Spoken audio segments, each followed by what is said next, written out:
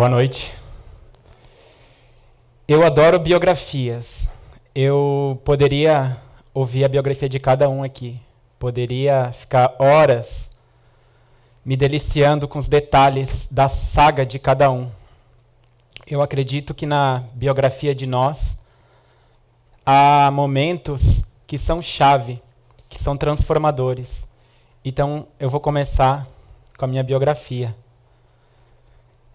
Eu cresci no Rio Grande do Sul e eu era um menino muito diferente dos demais. Era um pouco mais sensível e eu não tinha tanta facilidade com as brigas e disputas que tinham naquela época. E num determinado momento da minha infância passou a ser muito difícil ir para a escola. Passou a ser realmente uma tortura, uma grande dor. E cada dia que eu ia para a aula, eu sofria algumas formas de agressão física ou verbal, me sentia excluído e eu não levava isso numa boa, porque eu queria fazer parte daquele grupo. Então, eu comecei nessa época a acumular muita dor e muito sofrimento. E com o passar do tempo, eu fui aprendendo a me relacionar com essa situação.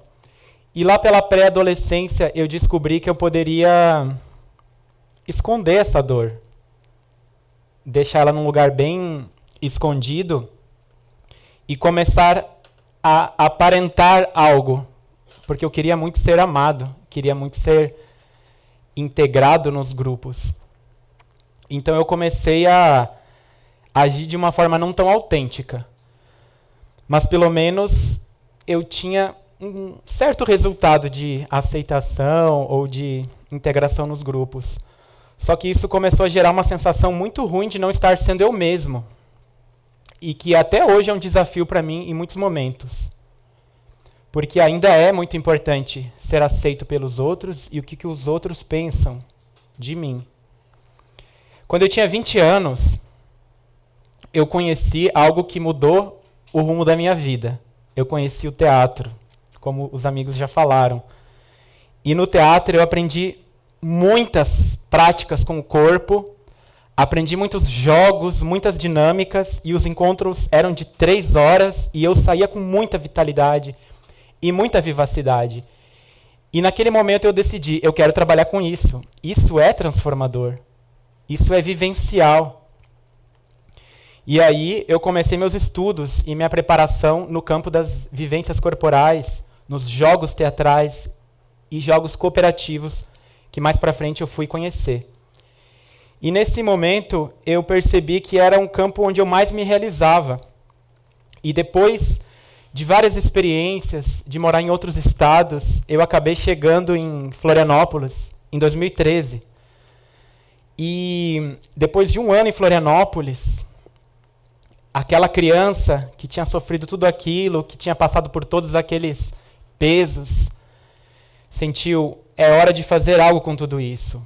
E numa tarde, dentro do mar, lá de Florianópolis, me veio a ideia de fazer um trabalho que contemplasse toda essa alegria, essa vivacidade, essa tecnologia das vivências em grupo. Além disso, ações de rua e outras várias ações. Foi nesse momento que surgiu o Amor em Movimento. E começamos com cursos curtos no hospital universitário. Cursos de 2 meses ou 3 meses. E o resultado estava sendo incrível. As pessoas estavam se transformando muito. Cada encontro de 2 ou 3 horas era tão transformador quanto eu tinha vivido lá nos meus 20 anos. E a alegria era muito grande de ver as crianças interiores pulando, se alegrando, se divertindo. E eu percebi que aquilo era o que eu queria fazer. Mais para frente surgiu as maratonas do abraço, onde nós íamos numa praça e apenas oferecíamos abraços para todos que estavam passando.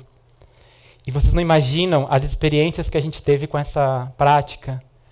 Desde pessoas que diziam que seus filhos não os abraçavam, até pessoas que estavam pensando em tirar sua própria vida naquele dia, de tudo que vocês podem imaginar. A experiência da Maratona dos Abraços segue se expandindo e no final do mês vamos ter Maratona do Abraço em Macapá, no Amapá, que me deixa muito feliz. E em 2015, depois de ter vivido uma experiência muito forte de perdão com meu pai, onde eu tive que superar uma mágoa muito difícil e ter estudado muito o tema, a vontade que eu tive foi de oferecer isso a outras pessoas. E aí nasceu o workshop Perdoar-te, que ocorre num final de semana. E já realizamos ele em várias cidades, como Brasília, São Paulo, aqui em Santa Catarina, no Rio de Janeiro, em outras cidades. E o Perdoar-te, a gente não pode dizer que ele garante que a pessoa viva o perdão, mas com certeza um final de semana inteiro dedicado ao assunto faz mexer muitas coisas e refletir muitas coisas a respeito.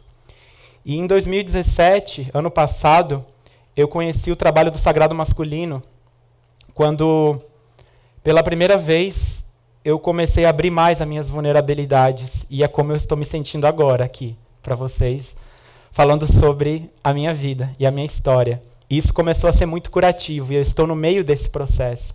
Então, o que eu estou compartilhando aqui é um processo de cura que não está encerrado, está acontecendo, e essa fala aqui hoje é parte desse processo.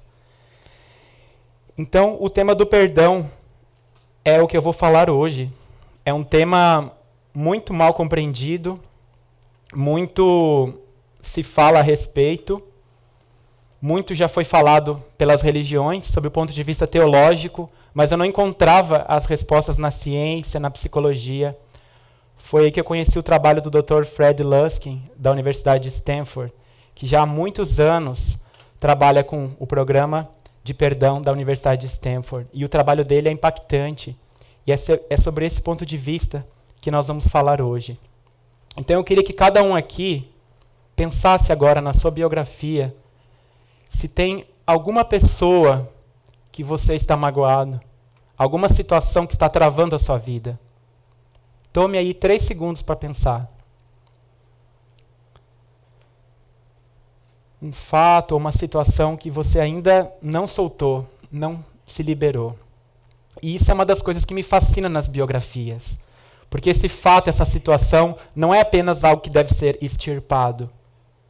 Eu tenho a maior convicção que dentre essas coisas que te travam, que são difíceis, ou essa pessoa que é difícil perdoar, tem um tesouro ali dentro.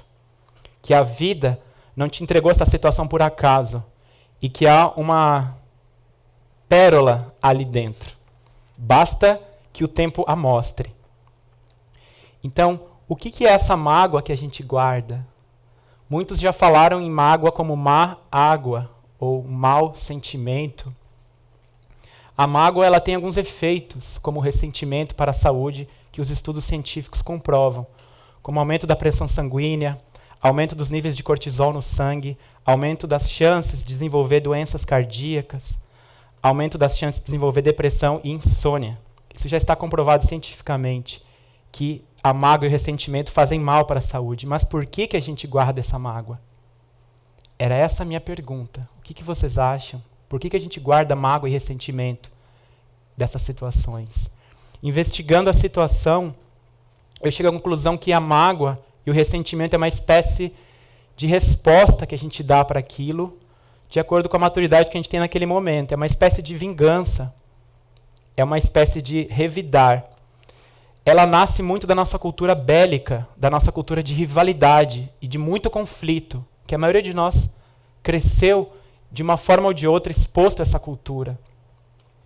Então, a mágoa nos coloca sempre num nível de estresse. E todos os efeitos para a saúde derivados disso nós enfrentamos. E esse organismo não foi feito para ficar sempre no topo. Esse organismo foi feito para ter momentos. O estresse não é uma coisa ruim. Se tem um bebê numa casa em chamas, você precisa de muita adrenalina e de muita impulso muscular para ir lá por 7, 10 minutos e salvar aquele bebê daquela casa em chamas. Mas ficar o tempo todo no pico do estresse é algo extremamente destrutivo para nosso psiquismo, para nosso corpo. E aí vem a necessidade do perdão. E o que é o perdão? O perdão é liberar essa má água. O perdão é como atravessar uma ponte do seu eu magoado, ressentido, para o seu eu em paz. Perdoar é estar em paz quando as coisas não acontecem como você quer. Perdoar é um ato de coragem, dado que a gente vive num mundo muito baseado na guerra, no conflito, no ódio. É muito fácil se vingar. É muito fácil ficar magoado. Agora, para perdoar, precisa de muita coragem. Se a gente perguntasse para 1000 pessoas aí com uma prancheta na rua o que é o perdão, a gente ouviria de tudo. Que perdoar é concordar, é aceitar o que o outro fez. Perdoar é ser bobo, ser ingênuo. Perdoar é ir lá e dizer, eu te perdoo. Enfim, que perdoar é... A gente ouve de tudo. Perdoar é esquecer, é ter uma amnésia. Isso foi me mostrando que o tema era muito mal compreendido e me deu mais vontade de trabalhar com este tema. Então eu vou contar para vocês uma história do Mahatma Gandhi, aquele ser que viveu lá na Índia. Certa feita, perguntaram para ele, quando uma pessoa cometeu um ato muito insólito para o Mahatma Gandhi, uma atrocidade para ele, perguntaram para ele, Gandhi, você vai perdoar esta pessoa? Gandhi respondeu, não. E a pessoa, como? Como que você não vai perdoar ela? Não vou perdoar, porque eu não me ofendi. Se ofender é a nossa responsabilidade. Ninguém ofende ninguém. É a gente que se sente ofendido. Ninguém magoa ninguém. É a gente que se magoa.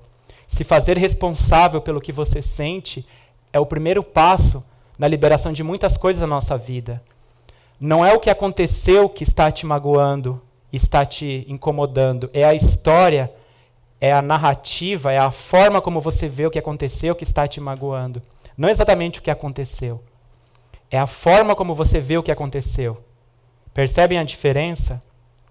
E por estarmos tão viciados nessa forma de ver o que aconteceu, que estamos ainda travados em muitas coisas.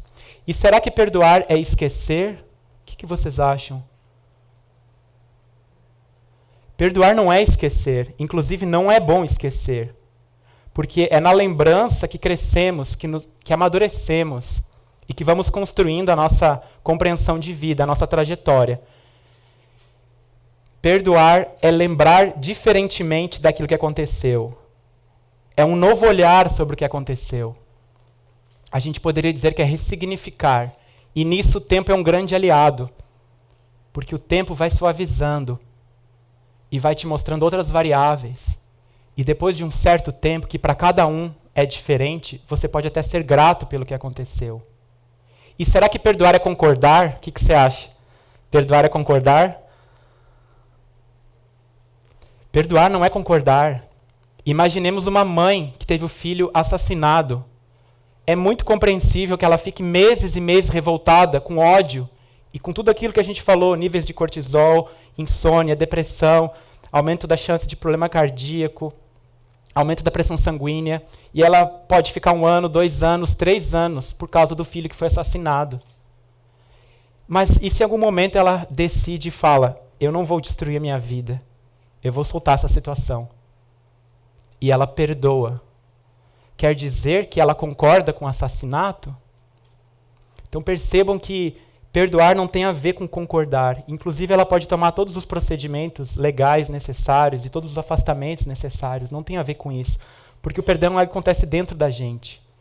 E será que perdoar é ir lá e dizer, eu te perdoo? Não. Você pode ir lá e dizer, eu te perdoo, e não ter realmente vivido essa transmutação, essa alquimia interna, porque é disso que se trata. O perdão é uma alquimia interna, é um novo sentir. É um novo sentir em relação àquilo que aconteceu. Então, por que a gente deve perdoar? Simplesmente porque você também quer ser perdoado pelas coisas que você faz. Você também quer que tolerem os seus erros e que perdoem os seus erros. Se você está incomodado porque alguém foi arrogante com você, quantas vezes que você também foi arrogante? Se você está incomodado por alguém que foi estúpido com você, quantas vezes você também foi estúpido? Essa postura de nos acharmos tão magnânimos e o outro um monstro é uma grande ilusão. Erramos tanto quanto ele. Todos nós estamos sujeitos a erros. E como saber que a gente precisa passar por um processo de perdão? Pense nessa situação que você tinha pensado, nessa pessoa que você ainda não soltou. Emerge em você algum sentimento de peso, de dor, de sofrimento? Quando você pensa nessa pessoa, nesse fato, nessa situação? Se emerge, sim, você deveria passar por um processo de perdão. Se não emerge nada, é porque aquilo é apenas uma informação. Aquilo não faz emergir nenhum sentimento pesado, aquilo se tornou apenas um dado na sua memória. Então, o perdão é uma das coisas mais incríveis, é uma das expressões do amor mais elevadas e desafiadoras que existem. E por ele te dar tanto, por essa liberação, te dá tanta alegria e tanto prazer e felicidade no final, ele exige também de você uma certa dedicação. E existem alguns trabalhos, e algumas fases desse trabalho que você pode fazer se você está decidido. E a primeira coisa é exatamente isso, decidir. Enquanto você não decide que quer se liberar desse nó na sua vida, o processo não tem início. E às vezes essa decisão se dá por cansaço, porque eu já estou por aqui desse processo, eu já não aguento mais, ou então porque eu já tive que ir no médico, ou então porque eu já tive alguns diagnósticos de doenças graves, e no fundo eu sei qual é a origem disso. O segundo passo é ter algum trabalho de contato com você mesmo, conseguir ficar em silêncio com você mesmo, nem que seja 2 minutos, conseguir respirar e se sentir, o que a gente chama de meditação, ou a interiorização, a calma. Quando a gente começa a acalmar, todo o nosso sistema nervoso se reorganiza. E hoje é preciso, às vezes, ser guerreiro para conseguir se acalmar. É preciso realmente ter uma decisão. O terceiro passo é identificar claramente o que você quer perdoar. Coloque no papel a situação. Eu estou magoado porque aquela pessoa fez isso, isso e aquilo. E cuidado com as suposições. Tente ser muito objetivo quando você for escrever o que você quer perdoar. O quarto passo, e na minha opinião, o mais importante, é a visão de conjunto. Compreender o grau de maturidade de todos que estavam envolvidos na situação, inclusive o seu. Porque provavelmente você não tinha o mesmo grau de maturidade que você tinha em outra época. Então, compreenda o seu grau de maturidade naquela época e de todas as pessoas envolvidas. Para isso, eu recomendo que você faça a biografia dessa pessoa. Novamente, a biografia, a história de vida. Pode parecer estranho, mas se você está magoado com seu pai, tome alguns minutos e escreva a biografia dele, pegue papel e caneta e escreva a história de vida dele. Pergunte, faça um trabalho investigativo. Se for uma pessoa que não está mais aqui entre nós, pode ser um pouco mais difícil. Ou alguma pessoa que você não conhece muito, mas procure fazer o que você puder, essa visão de conjunto. E aí você vai se perceber. Se fosse você, tendo sido filho dessas 2 pessoas que ela foi filha, vivido nas escolas que ela passou, nas cidades que ela viveu, tendo as influências que ela viveu, com a maturidade que ela teve, como você teria agido? Será que você teria feito diferente? Não é como seria você no lugar dela, sendo você com seus recursos, com a sua maturidade. Não é isso. É sendo ela, com a maturidade dela. Esse é o exercício que começa a gerar dentro de nós uma grande transformação. E saibam, as pessoas são resultado de tudo que elas viveram. Elas são simplesmente resultado de tudo que elas viveram até hoje. E elas estão fazendo o que elas podem com a maturidade que elas têm. O quinto passo é deixar fora de nós. Saber que não tomar aquilo pessoalmente. Saber que o que a pessoa está fazendo tem a ver com ela mesma. Isso é muito importante, me ajudou muito no meu processo com meu pai. Saber que o que é dele, o que é daquela pessoa é dela. É processo dela de aprendizagem. O sexto passo, você já deve ter ouvido falar no Ho Oponopono. Você pode criar frases, mesmo que possa parecer falso, mas você pode dizer, eu te libero, ou eu te amo, ou eu te perdoo. E essas frases podem ser repetidas muitas vezes internamente. É o seu trabalho de liberação daquilo. E a sétima e último trabalho que a gente recomenda é fazer uma lista de consequências positivas daquele fato. Por mais estranho que possa parecer. No meu caso, depois de tudo que eu vivi na minha infância, isso me fez me voltar muito para o estudo do universo interno das pessoas, para o estudo da psicologia, das energias, da espiritualidade. Eu ia lá buscar soluções porque eu estava passando. Então eu acredito que se você viver esse amor tão desafiador, que é o perdão, Porque é muito fácil amar uma pessoa querida, simpática, legal. Agora, amar uma pessoa que te machucou, é aí que surge um grande desafio e um caminho que você abre dentro de você que não tem precedentes. E o campo psíquico do planeta vai ser influenciado pelo processo que você vai realizar. Digamos que durante a sua vida você consiga completar e consumar 5 processos de perdão com 5 pessoas próximas, ou que você teve situações a serem perdoadas. Você estará contribuindo enormemente para que esse planeta tão necessitado desse grau de amor, desse grau de compaixão, possa respirar um momento mais de esperança e um momento de renovação entre essa humanidade. E quando vocês conseguirem fazer esse processo e olharem para trás aquele sentimento que era tão pesado, tão duro, e você conseguir respirar e sentir aliviado, eu garanto para vocês que é uma das sensações mais maravilhosas que existem. Obrigado.